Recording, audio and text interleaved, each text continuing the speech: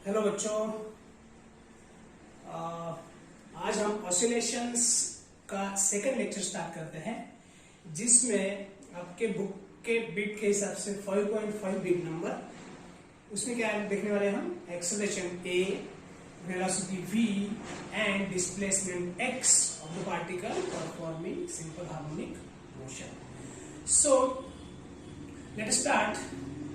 हमने देखा है equation, differential equation of the simple harmonic motion क्या था, d2x by dt square is equal to minus of omega square into x।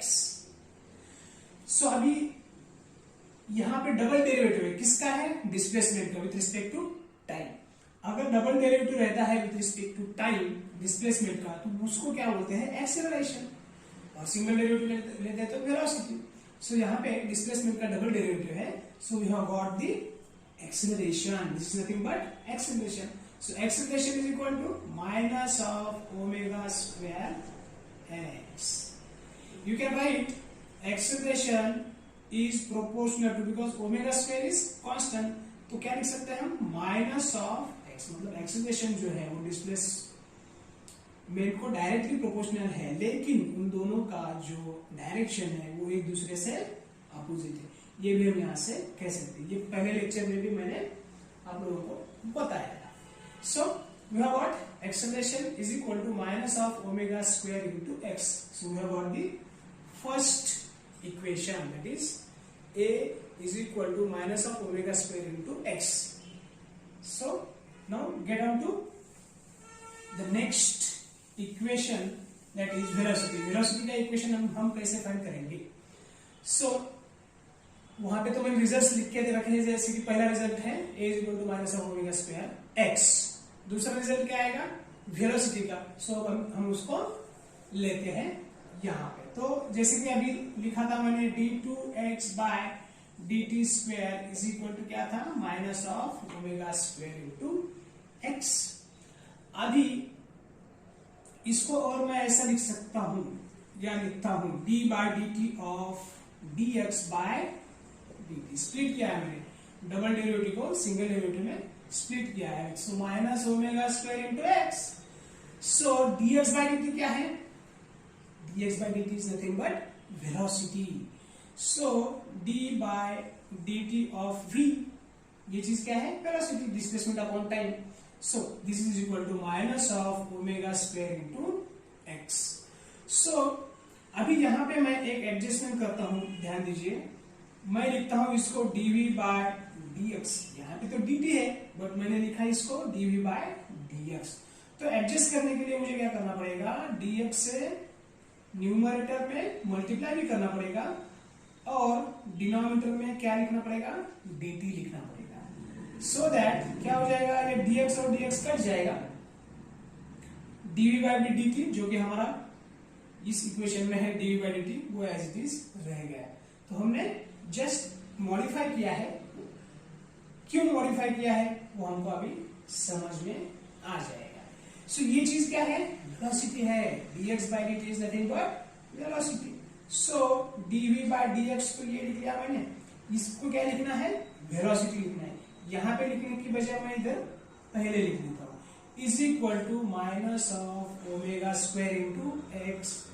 So v dv by dx is equal to minus of omega square into x. क्या करते हैं, अभी variable separate करते हैं, v into dv is equal to minus of omega square x into dx। x और dx right hand side में चलेगा, ये dx राइट हैंड साइड में चले गया, और v और dv क्या बचा, लेफ्ट हैंड साइड में बच गया, इक्वल टू के। उसके बाद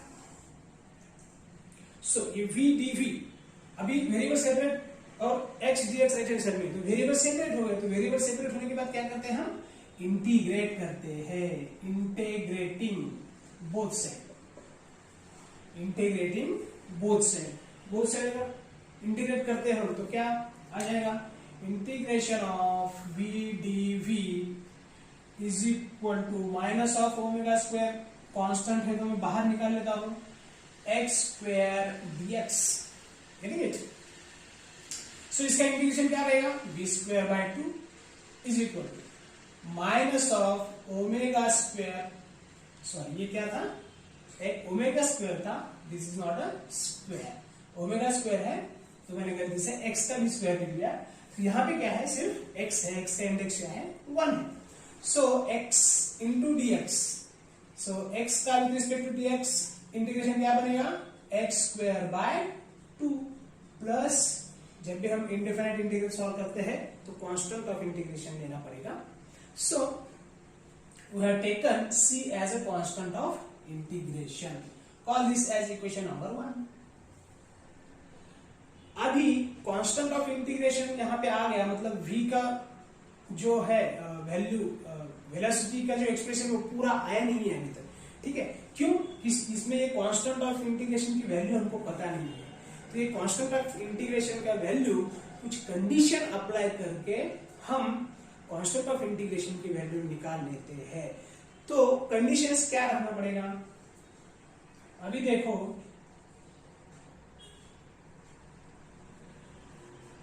पार्टिकल ये मेन पोजीशन है, इसको मान लेते हैं, कुछ नोटेशंस देंगे हम, O, P और Q।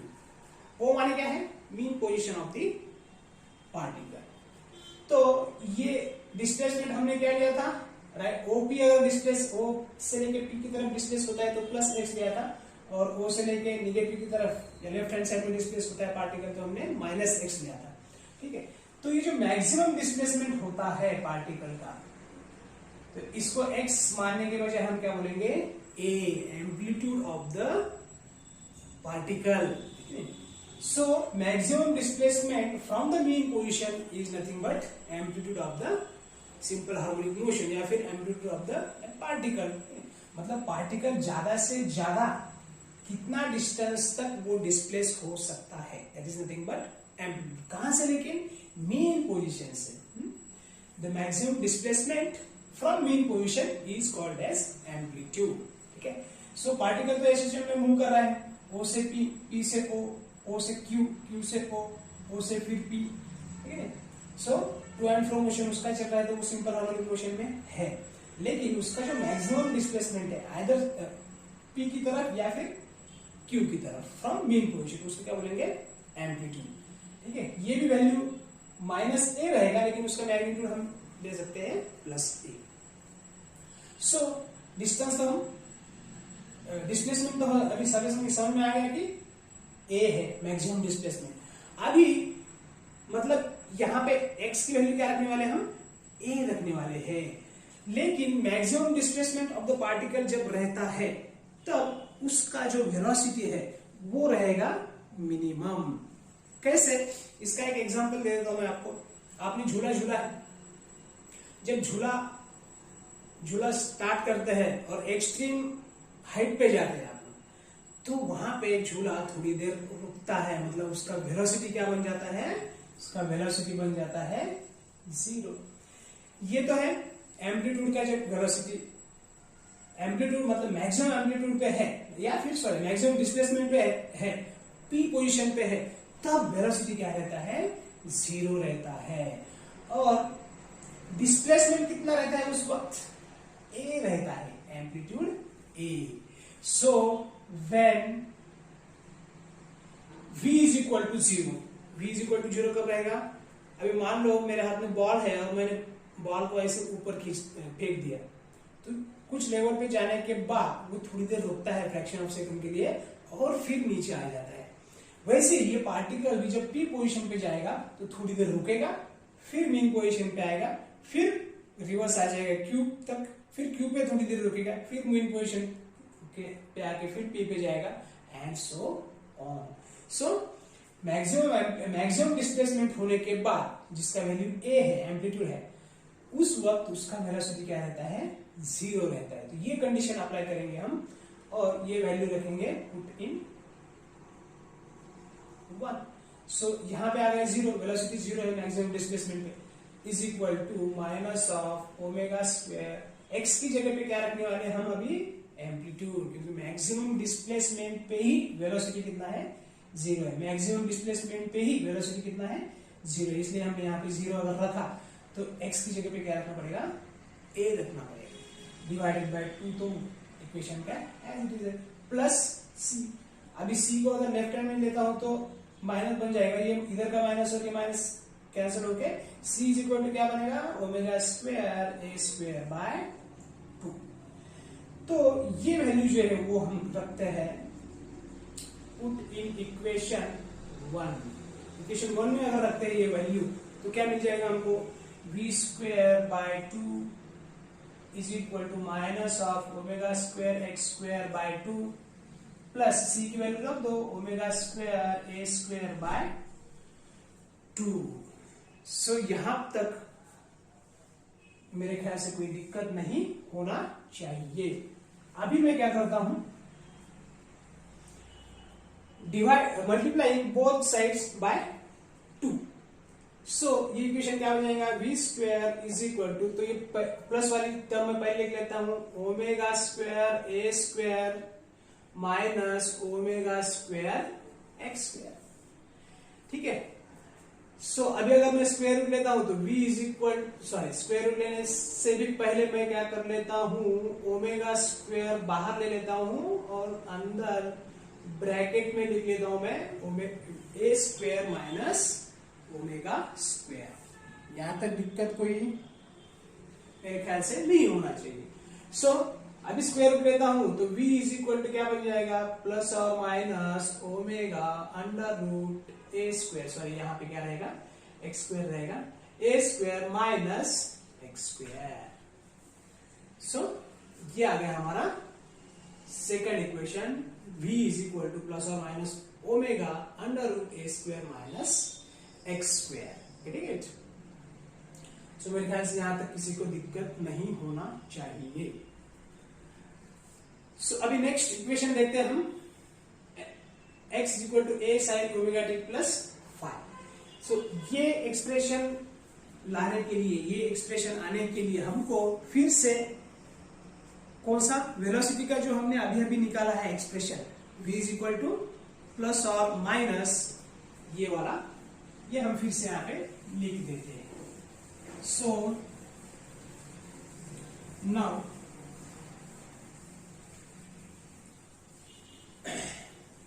v is equal to, अभी मैग्नीट्यूड फॉर्म में लिख लूंगा मैं, v इज इक्वल टू क्या है, v is equal to magnitude form में लिख लेता हूं, omega under root a square minus x square. अभी क्या लिखता हूं मैं, हमें x के फॉर्म में इक्वेशन चाहिए। ठीक है, डिस्प्लेसमेंट चाहिए, यहां पर भी दिया है कि डिस्प्लेसमेंट हमको अभी निकालना है। सो इस वेलोसिटी को x के फॉर्म में कैसे लिख सकते हैं हम, dx by dt, displacement upon time, और d by dt of x को ही क्या बोलते हैं, वेलोसिटी बोलते हैं। यह आ गया omega A square minus x square right hand side का एज। अभी फिर से वेरिएबल सेपरेट करते हैं, x और dx की टर्म एक तरह लेते हैं, एक साइड में लेते हैं dx upon under root a square minus x square is equal to omega into dt। Omega और dt राइट हैंड साइड में चले गए, dt जो है लेफ्ट हैंड साइड में जो डिनोमिनेटर में था वो न्यूमरेटर में चला गया राइट हैंड साइड। अभी क्या करते हैं, फिर वेरिएबल सेपरेट होने के बाद इंटीग्रेटिंग, जब इंटीग्रेट करेंगे दोनों साइड को तो क्या आ जाएगा, dx upon under root a square minus x square is equal to omega बाहर ले लेता हूं मैं इंटीग्रेशन के बाहर, क्योंकि वो कांस्टेंट है, 1 dt या फिर सिर्फ dt लिखा तो भी चलेगा। सो ये इसका इंटीग्रेशन क्या है, sine inverse of x by a, integration of dx upon under root a square minus x square अगर है तो उसका फॉर्मूला क्या है, sine inverse of x by. ये आपको डेरिवेटिव, इंटीग्रेशन और ट्रिग्नोमेट्री के कुछ जो फॉर्मूले हैं वो आपको ध्यान रखना जरूरी है। जो मैथमेटिक्स वाले हैं उनको तो ठीक है, लेकिन जो सिर्फ बायो ग्रुप कर रहे हैं उनके लिए ये फॉर्मूले याद रखना जरूरी है। ठीक है, so we have got 1 dt का इंटीग्रेशन क्या है, 1 का with respect to dt t, so omega into t. अभी यहाँ पे हम लेते हैं, जैसे कि पहले बताया था मैंने कि बाय रूल्स ऑफ इंटीग्रेशन, जब इंडिफरेंट इंटीग्रल सॉल्व करते हैं तो उसमें कांस्टेंट ऑफ इंटीग्रेशन लेना पड़ता है। जैसे कि हमने वेलोसिटी का एक्सप्रेशन निकालते समय कांस्टेंट ऑफ इंटीग्रेशन लिया था c। अभी और फिर कुछ कंडीशन अप्लाई करके हम वो कांस्टेंट ऑफ इंटीग्रेशन के वैल्यू c का वैल्यू रख दिया था वेलोसिटी के एक्सप्रेशन में, और फाइनल वेलोसिटी का एक्सप्रेशन हमने v ± ओमेगा √a² - x² निकाला। वैसे ही यहाँ पे कांस्टेंट ऑफ इंटीग्रेशन क्या आ गया है, फाई आ गया है। उसके भी वैल्यू हम निकालने वाले हैं डिफरेंट केसेस कंसीडर करके। आपके बुक में 2 केसेस दिए हैं, 2 ही केसेस हम कंसीडर करेंगे। सो x/a = क्या बन गए, sine of omega t plus phi. इसका इंडेक्स लेफ्ट हैंड साइड में क्या था, -1 था, इधर चला गया तो राइट हैंड साइड में चला गया तो वो +1 बन गया। और x = क्या लिखता हूं मैं, a sine of omega t plus phi. ये आ गया हमारा तीसरा एक्सप्रेशन जो वहां पे लिखा है, x = a sine omega t plus phi. अभी आपके जो बुक है उसमें 2 केसेस दिए हैं फाई, मतलब कांस्टेंट ऑफ इंटीग्रेशन निकालने के लिए। तो वो 2 केसेस हम अभी स्टडी करते हैं। जैसे कि कांस्टेंट ऑफ इंटीग्रेशन आपने निकाला वेलोसिटी निकालते समय c का वैल्यू, वैसे ही यहाँ पे कांस्टेंट ऑफ इंटीग्रेशन निकालने के लिए डिस्प्लेसमेंट के इक्वेशन में हम 2 केसेस कंसीडर करने वाले हैं। क्या है वो 2 केसेस, अगर पार्टिकल मीन पोजीशन से स्टार्ट करता है, ये मिटा देता हूं मैं, इधर लिख देता हूं। अगर पार्टिकल, इसको कुछ नाम देते हैं हम, x = a sine of omega t plus phi, मान लो इसको इक्वेशन 1। अभी केस फर्स्ट क्या बोलेंगे केस फर्स्ट को। अभी केस फर्स्ट में when particle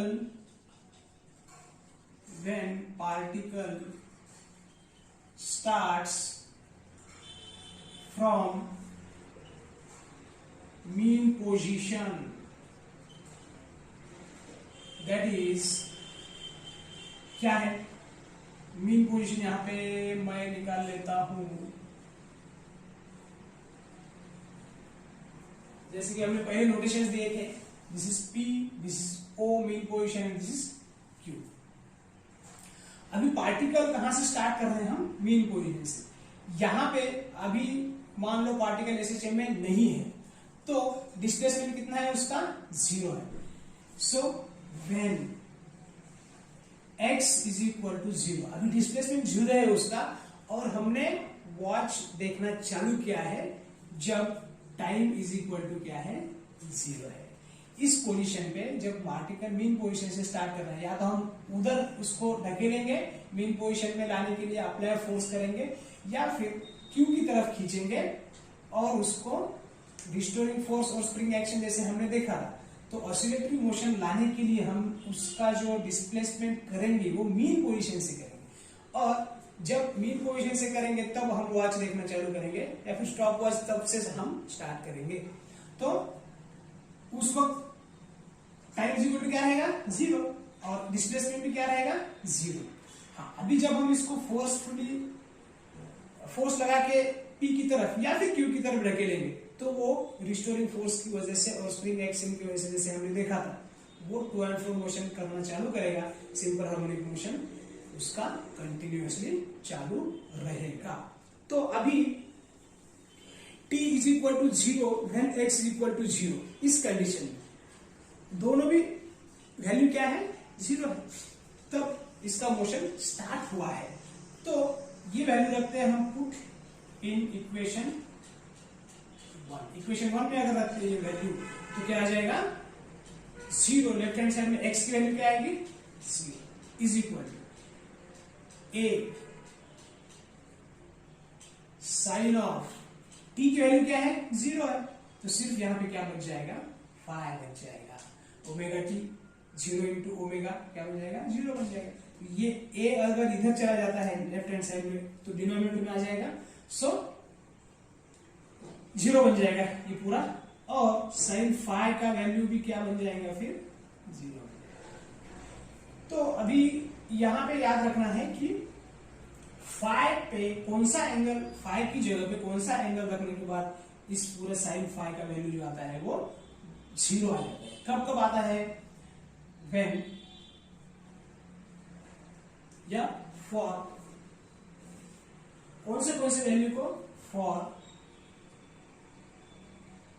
phi is equal to sine 0 कब रहता है? For phi is equal to 0 degree and और कौन से एंगल पे रहता है? पाई डिग्री, पाई रेडियन पे क्या होता है वो 0 रहता है। साइन पाई की वैल्यू क्या है? 0 है और साइन 0 की भी वैल्यू क्या है? 0 है। तो ये दो वैल्यूज हम रखते हैं इक्वेशन 1 में। सो देयरफॉर बाय 1 क्या आ जाएगा? x is equal to a sine of phi, या तो x is equal to a sine phi आ गया and x is equal to, पहले 0 रखा हमने यहां पे, अभी फाई की जगह पे क्या रखने वाले? हम पाई रखने वाले। a sine of omega t plus, sorry ये जो फाई है यहां पे हमने क्या रखा है? 0 रखा है। तो ये फाई ना होते हुए क्या रहेगा? ओमेगा टी रहेगा, है ना? यहां पे 0 रखना है ना कि यहां पे। So phi is equal to 0 रखना है।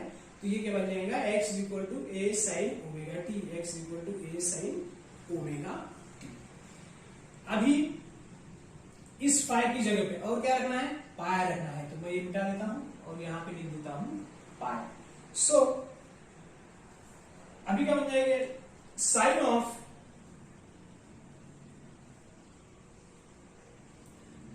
ऑफ पाई प्लस थीटा क्या रहता है? ट्रिग्नोमेट्रिक रेशियो में आपने पढ़ा है।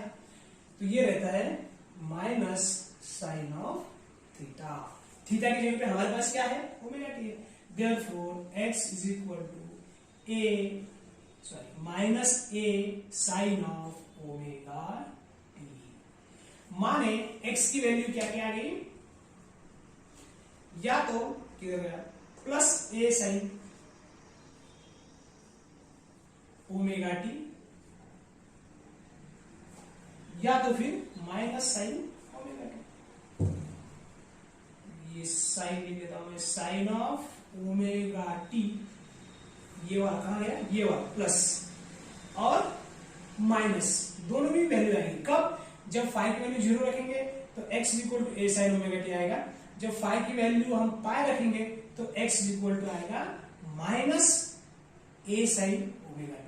तो आइदर प्लस और माइनस, ये दो वैल्यू आने वाले हैं जब फाई, जो कांस्टेंट ऑफ इंटीग्रेशन दिया था हमने, उसके वैल्यू आइदर 0 और पाई रखेंगे तो हमको दो वैल्यू मिलेंगे x के या डिस्प्लेसमेंट के, जो कि मैंने फोर्थ इक्वेशन है वो वहां पे हमने लिख के रखा है। x इक्वल टू प्लस और minus a sine omega T. So we have found out this equation. अभी हमको नेक्स्ट इक्वेशन देखना है, क्या? x इक्वल टू प्लस और minus a cos omega t. ठीक है, वो कैसे आता है, ये कैसे आया है, इसके लिए भी हमको ये एक्सप्रेशन लगने ही वाला है, लेकिन वो पढ़ेंगे हम केस नंबर सेकंड केस में पढ़ने वाले हैं हम। अभी ये तो समझ में आ गया आपके कि इस वक्त यहाँ पे डिस्प्लेसमेंट 0 था और टाइम 0 था। अभी हम क्या करने वाले हैं? व्हेन अभी पार्टिकल p पोजीशन से भी अगर स्टार्ट करता है या फिर q पोजीशन से भी स्टार्ट करता है, तब फाई के वैल्यू क्या होने वाले हैं। आप बोलेंगे फिर इंटरमीडिएट कहीं पर अगर चालू किया पार्टिकल ने, तो उसके भी एक्सप्रेशन हम आगे के लेक्चर्स में देखने वाले हैं। ठीक है, अभी तो यहाँ पे दो केसेस स्टडी करेंगे। जब पार्टिकल मीन पोजीशन से स्टार्ट करता है, so at the time t is equal to 0, displacement भी कितना है? 0 है, जो कि हमने केस 1 में पढ़ा है। अभी केस 2 में क्या पढ़ेंगे हम?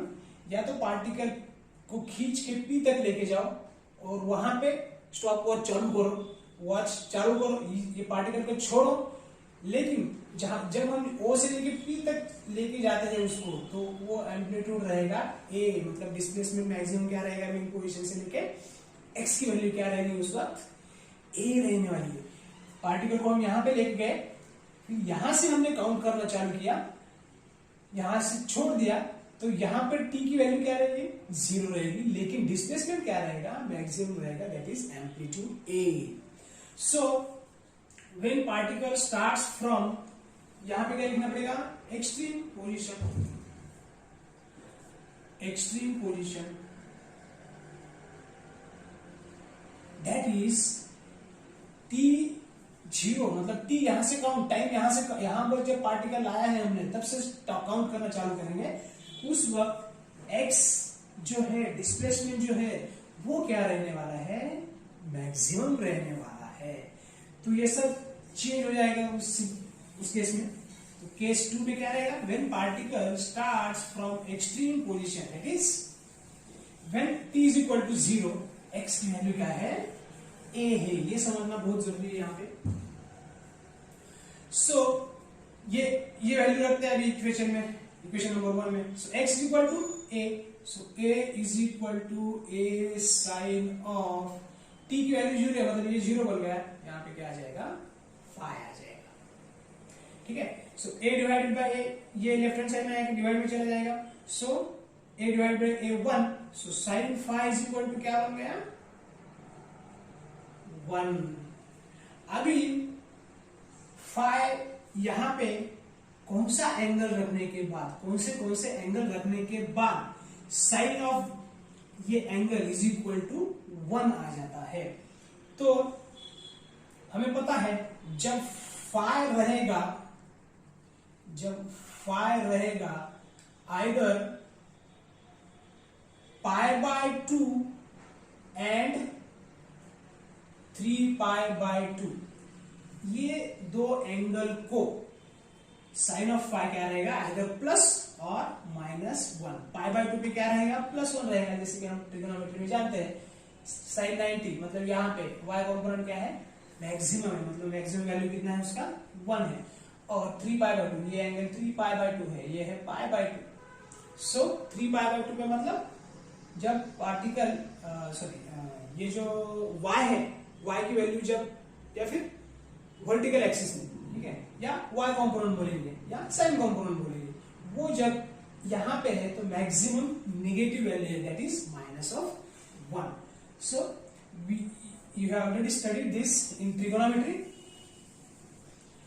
सो यहां पे क्या आ जाएगा, ओके, सो ये वैल्यू पुट करते हैं हम,